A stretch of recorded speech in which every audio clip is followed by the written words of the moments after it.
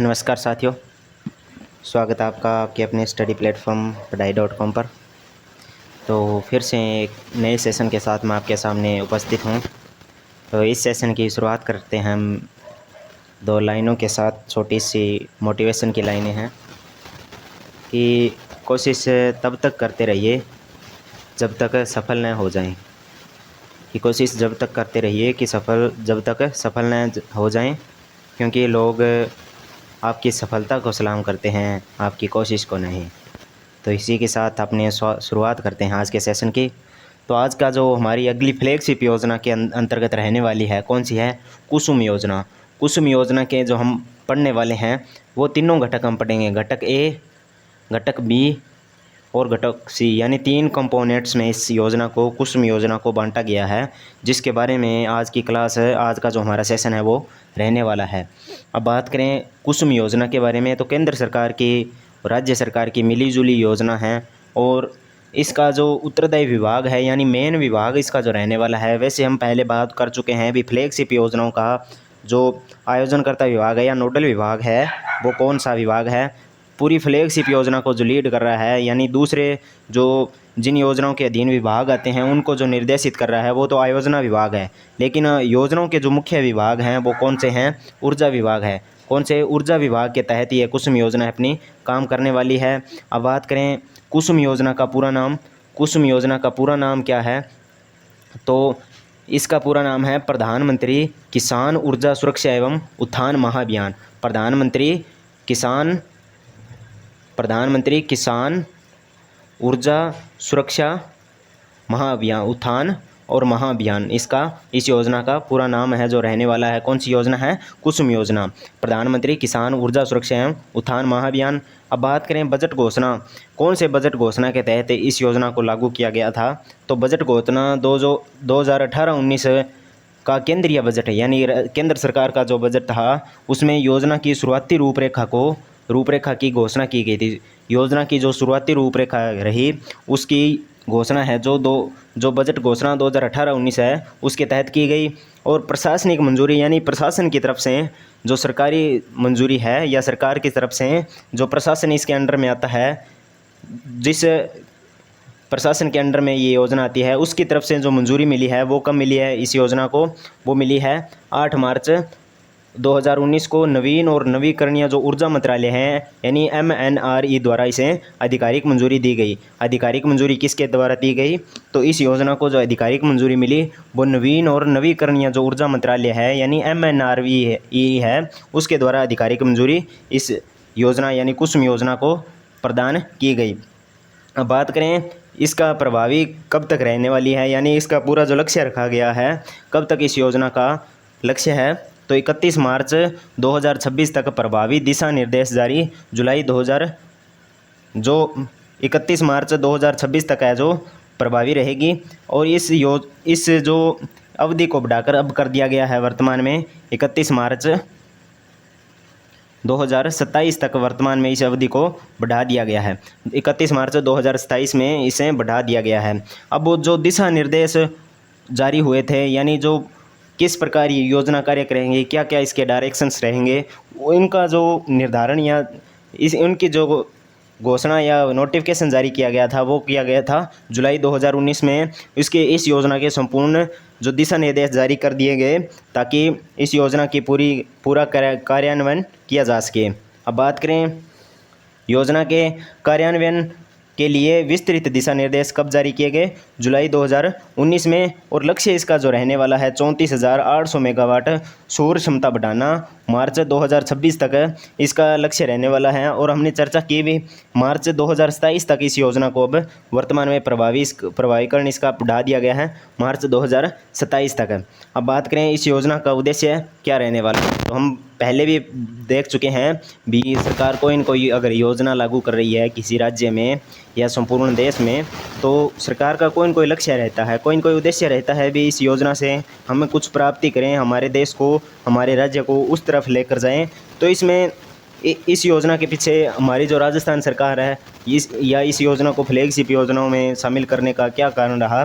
तो इसमें सरकार का उद्देश्य रहा किसानों को सस्ती, स्थायी और हरित ऊर्जा प्रदान करना और उनकी आय में वृद्धि और ऊर्जा नीति में सकारात्मक बदलाव करना, ऊर्जा नीति में पॉजिटिव बदलाव करना सरकार का मुख्य उद्देश्य रहा। अब सबसे मुख्य उद्देश्य में आता है जो किसान की आय वृद्धि।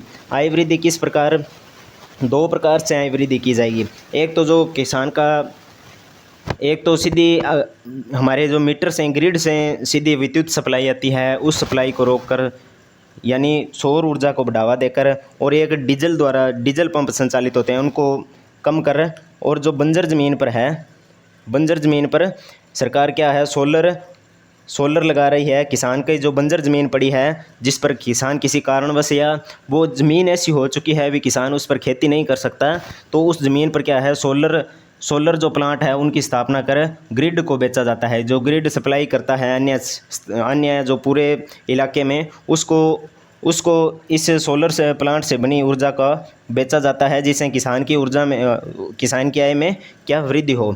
अब दूसरा, अगला जो मुख्य उद्देश्य आता है वो आता है भी डीजल पर जो किसान की निर्भरता है वो कम करना। क्योंकि जो पहले हमारे डीजल पंप है वो किससे चलने वाले हैं, क्या है, डीजल पंप है, जो डीजल, उनकी जगह सौर पंप लाना। यानी जो डीजल पंप है जिससे किसान हैं ट्यूबवेल से हैं या जो बोरिंग सिस्टम है उससे पानी को बाहर निकालते हैं, वो डीजल पंप से निकालते हैं, और उन पंप की जगह सौर पंप लगाना, जिससे किसान का खर्च क्या हो, कम हो, और साथ साथ क्या हो, पर्यावरण संरक्षण हो। तो पर्यावरण संरक्षण भी राजस्थान सरकार का या सरकार का मुख्य उद्देश्य रहने वाला है, ताकि किसान की आय वृद्धि हो और साथ साथ में हम पर्यावरण को भी बचा सकें। और अगला जो उद्देश्य है ऊर्जा सुरक्षा, यानी ऊर्जा सुरक्षा, जितनी ऊर्जा मिल रही है, चाहे किसी प्रकार कोई समस्या हो, किसान तक विद्युत आपूर्ति रहे। तो दिन में विद्युत आपूर्ति सबसे मुख्य बात है, क्योंकि जो बाहरी सिस्टम है, यानी जो ग्रिड से या जो जीएसएस बने होते हैं उससे जो सप्लाई होती है, उसमें लाइट की जो 3 फेस या अन्य लाइट जो हमारी सप्लाई होती है उसका एक टाइम टेबल होता है भी, या तो रात को सप्लाई आएगी या दिन में। तो सर किसान को क्या है भी रात को परेशान होना पड़ता था, रात को खेत जाना पड़ता था, चाहे मौसम कोई भी हो। तो उससे मुक्ति दिलाने के लिए सरकार ने सोलर सिस्टम स्टार्ट किया है, ताकि दिन में जो विद्युत आपूर्ति है वो सुनिश्चित हो, प्लस विकेंद्रीकृत सौर ऊर्जा को बढ़ावा मिले, यानी पूर्ण रूप से जो सौर ऊर्जा को बढ़ावा मिल सके। अब कुसुम योजना के तहत 3 घटकों में कुसुम योजना है उसको 3 घटकों में विभाजित किया गया है। अब पढ़ने वाले हैं इसके 3 घटक। सबसे पहले ए घटक के बारे में बात करेंगे। सबसे पहले घटक को पढ़ने से पहले हम इसके दो चरण हैं, यानी इस योजना को 2 चरणों में विभाजित कर पूरे राज्य में लागू किया जा रहा है। तो इस योजना को 2 चरण है वो पढ़ेंगे। उसके बाद इसके जो घटक है, किस घटक में कौन कौन सी बात है, उनके बारे में अध्ययन करने वाले हैं। तो चलिए आगे शुरुआत करते हैं हमारे चरणों की, यानी इस योजना के जो हमारे चरण कौन कौन से रहने वाले हैं।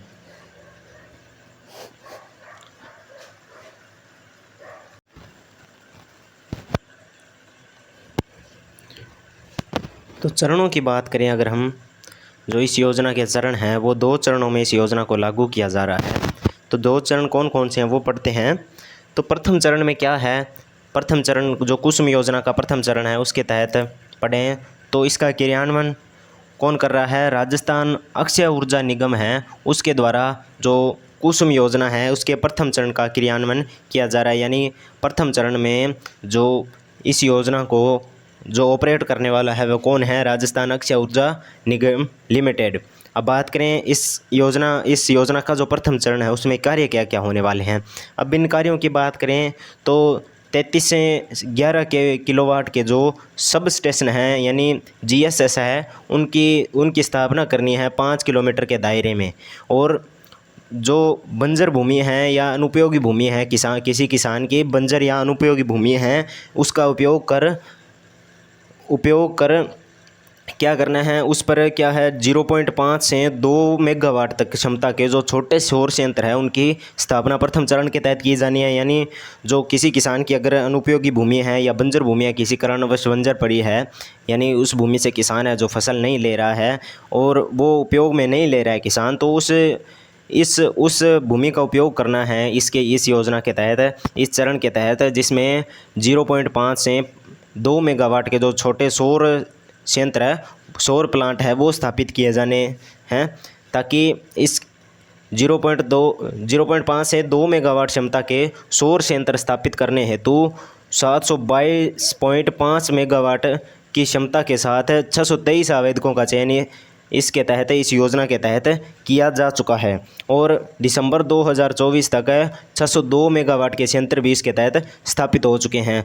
जो प्रथम चरण है कुसुम योजना का, इसके तहत जो 722.5 मेगावाट विद्युत उत्पादन के लिए 623 आवेदकों का चयन किया जा चुका है, और दिसंबर 2024 तक क्या कर चुके हैं, जो 602 मेगावाट की सोलर इकाई है, 602 मेगावाट के संयंत्र है, वो स्थापित हो चुके हैं। दिसंबर 2024 तक जो कुसुम योजना का प्रथम चरण है उसके तहत यह कार्य हो चुका है। अब बात आती है अगले हमारी कड़ी में द्वितीय चरण, जो कुसुम योजना का दूसरा चरण है, उसकी बात करें तो उसमें इसका क्रियान्वयन भी अक्षय ऊर्जा जो निगम लिमिटेड है उसके द्वारा किया जा रहा था, लेकिन 23 जुलाई 2024 को जो राजस्थान सरकार का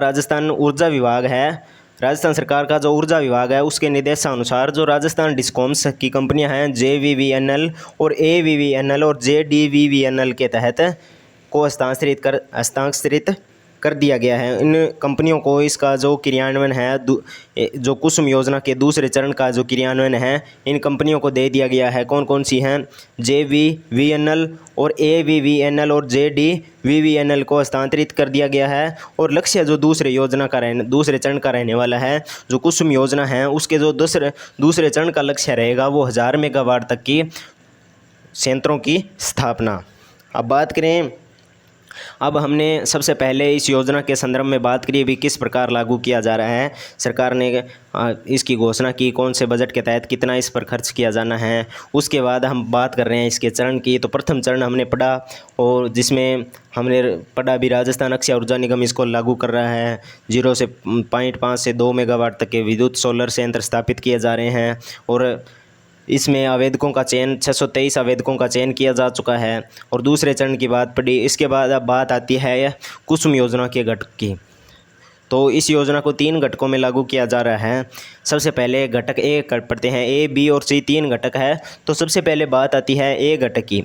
तो विकेंद्रीकृत जो ग्रिड कनेक्टेड नवीकरणीय ऊर्जा संयंत्रों की स्थापना की जाएगी। यानी विकेंद्रीकृत यानी केंद्र में सिर्फ एक जो ग्रिड कनेक्टेड नवीकरणीय ऊर्जा संयंत्र है, यानी पूरी प्रणाली के रूप में जो ग्रिड कनेक्टेड ऊर्जा संयंत्र है उसकी स्थापना पूरी प्रणाली के अनुसार की जाएगी। और क्षमता इनकी जो रहने वाली है 0.5 से 2 मेगावाट तक के छोटे सौर संयंत्र की स्थापना। और कहाँ की जाएगी इन सौर संयंत्रों की स्थापना है? जो घटक ए के तहत जो छोटे सौर संयंत्र स्थापित किए जा रहे हैं वो किस जगह स्थापित किए जा रहे हैं? तो किसानों की जो अनुपयोगी और बंजर भूमि पड़ी है उन पर क्या है, इन सौर संयंत्रों की स्थापना की जा रही है, ताकि इससे लाभ क्या होगा, अतिरिक्त जो बिजली उत्पादित होने वाली है वो किसान क्या है, वितरण कंपनियों को बेचकर किसान है मुनाफा कमा सकता है, और किसान की आय में भी इससे वृद्धि होने वाली है। वो इसके हमने जो लाभ और विशेषताएं रहने वाली है उसमें हमने पढ़ा भी किसान की जो अतिरिक्त भूमि पड़ी है उस पर किसान को जितनी ऊर्जा चाहिए, जितनी बिजली चाहिए वो अपने खेत के लिए यूज़ करेगा। बाकी जो अतिरिक्त बिजली बन रही है वो ग्रिड को, यानी जो डिस्कॉम्स कंपनियां हैं उनको बेच देगा, ताकि किसान की आय में भी और वृद्धि हो और किसान की जो मुनाफा है, जो आर्थिक स्थिति है वो थोड़ी और मजबूत हो। अब कुल स्वीकृत क्षमता की बात करें, इंपॉर्टेंट रहने वाली है। कुल स्वीकृत क्षमता है, इंपॉर्टेंट है, पूछा जाएगा किसी न किसी प्रश्न पेपर में। तो कुल स्वीकृत क्षमता कितनी रहने वाली है? 5250 मेगावाट। 5250 मेगावाट इस क्षमता कुल इसके लिए स्वीकृत हुई है। कुल स्वीकृत क्षमता कितनी है? 5250 मेगावाट इसके लिए कुल स्वीकृत क्षमता है। अब बात करें चरण में, किस चरण में कितनी जो ऊर्जा है वो स्थापित कर दी गई, संशोधन के बाद कितनी हो गई, उसके संबंध में पढ़ें। तो सबसे पहले प्रथम चरण है, जो संशोधित प्रथम चरण है उसमें 153 मेगावाट है, जो ज़्यादा इंपॉर्टेंट तो नहीं है, फिर भी हम पढ़ लेते हैं। प्रथम चरण के तहत 153 मेगावाट संशोधित चरण रहा, और दूसरा चरण रहा उसमें 307 मेगावाट क्या मेगावाट का लक्ष्य रहा और उसके संशोधन के बाद उसमें 1000 मेगावाट का लक्ष्य कर दिया गया। 1000 मेगावाट दूसरे चरण में लक्ष्य किया गया। और तीसरे चरण की बात करें तो इसमें कुल 3700 मेगावाट का उत्पादन का लक्ष्य रखा गया है, जो तीसरे चरण के तहत इस योजना के जो विद्युत उत्पादन में। अब बात आती है दूसरे घटक, कौन से घटक बी की बात करते हैं। तो चलिए पढ़ते हैं घटक बी।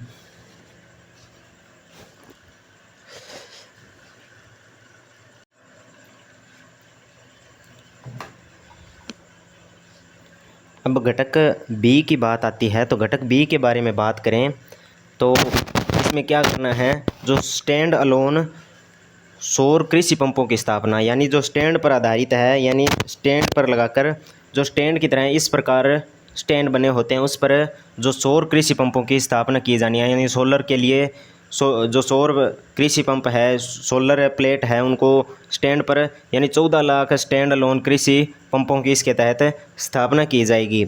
और घटक बी का जो उद्देश्य रहने वाला है, घटक बी के उद्देश्य के संबंध में बात करें तो मुख्य वे क्षेत्र जहां ग्रिड कनेक्टिविटी नहीं उपलब्ध है।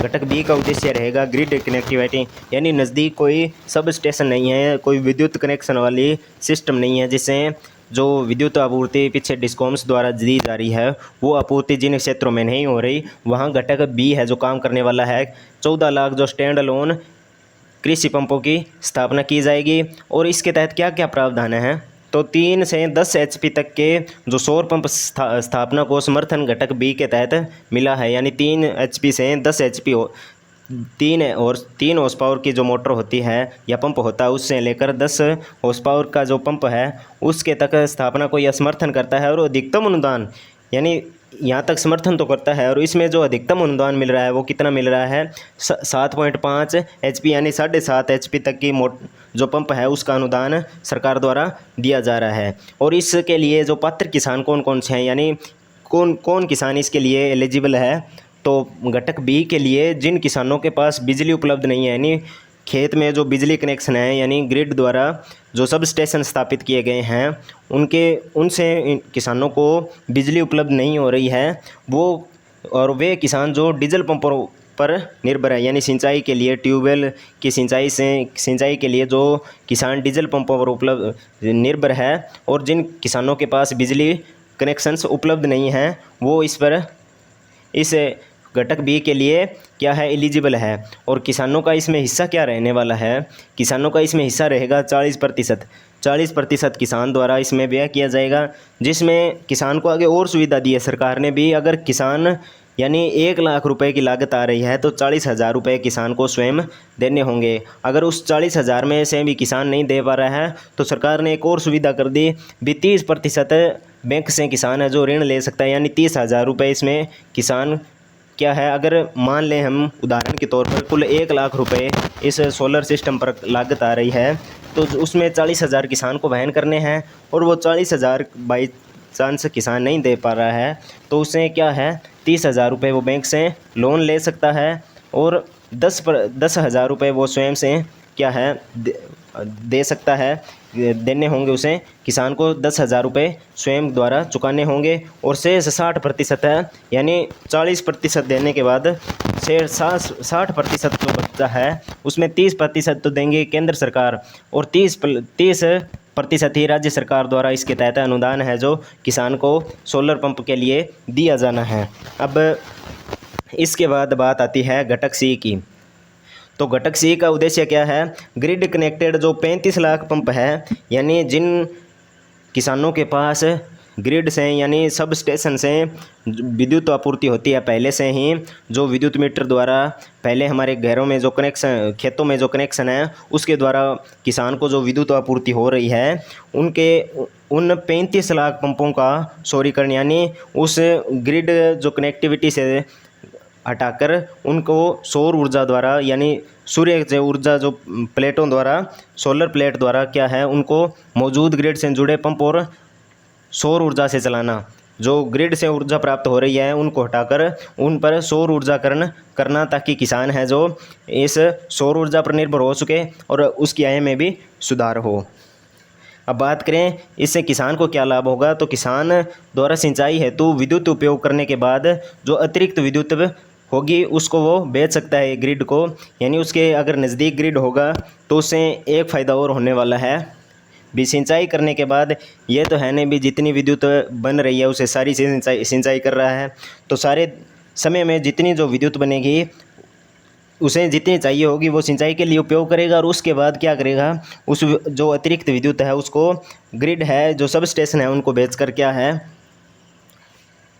ग्रिड या सब स्टेशन को बेचकर अपनी अतिरिक्त आय भी जोड़ सकेगा। और यह कार्य कौन, नवीन एवं नवीकरणीय जो ऊर्जा मंत्रालय द्वारा 2 लाख सेटों, जो 2 लाख सोलर सेट है उनका सौर ऊर्जाकृत रेस्को मोड और कैंपेक्स मोड पर किया गया है। रेस्को मोड क्या होता है, अब बात करें सबसे पहले रेस्को मोड की, तो इसमें क्या है, अधिक से अधिक सौर ऊर्जा का उत्पादन किया जाता है, अधिक से अधिक सौर ऊर्जा का उत्पादन, और जो लोड है वो उसको मैनेज करता है। रेस्को मोड क्या करता है, मैनेज करता है, जो लोड आता है सारा उसको मैनेज करता है ताकि अधिक से अधिक विद्युत सप्लाई हो सके, और कम समय में अधिक से अधिक विद्युत सप्लाई और लोड को भी मैनेज करना। और कैंपेक्स मोड की बात करें तो कैंपेक्स मोड में क्या होता है, जो अतिरिक्त कहीं अगर फिजूल विद्युत खर्च हो रही है, अतिरिक्त जो विद्युत खर्च हो रहा है उसको रोककर सही दिशा में या सही जगह है सिर्फ विद्युत खर्च इसके तहत इस कैंपेक्स मोड में किया जाता है। अब बात करें राजस्थान के संबंध में, तो राजस्थान में इसके संबंध में क्या क्या कार्य हुए हैं, तो राजस्थान में कुसुम योजना के तहत देश का पहला जो प्रोजेक्ट है वो कोटपुतली बहरोड, जो पहले कभी जयपुर ज़िले में हुआ करता था लेकिन वर्तमान में कोटपुतली बहरोड को ज़िला बना दिया गया है। तो कोटपुतली बहरोड के बालोजी गांव में देश का पहला सौर ऊर्जा संयंत्र यानी कुसुम योजना के तहत स्थापित किया गया। और घटक ए में विकेंद्रीकृत सौर ऊर्जा संयंत्र कार्यान्वयन में राजस्थान पहले नंबर पर है।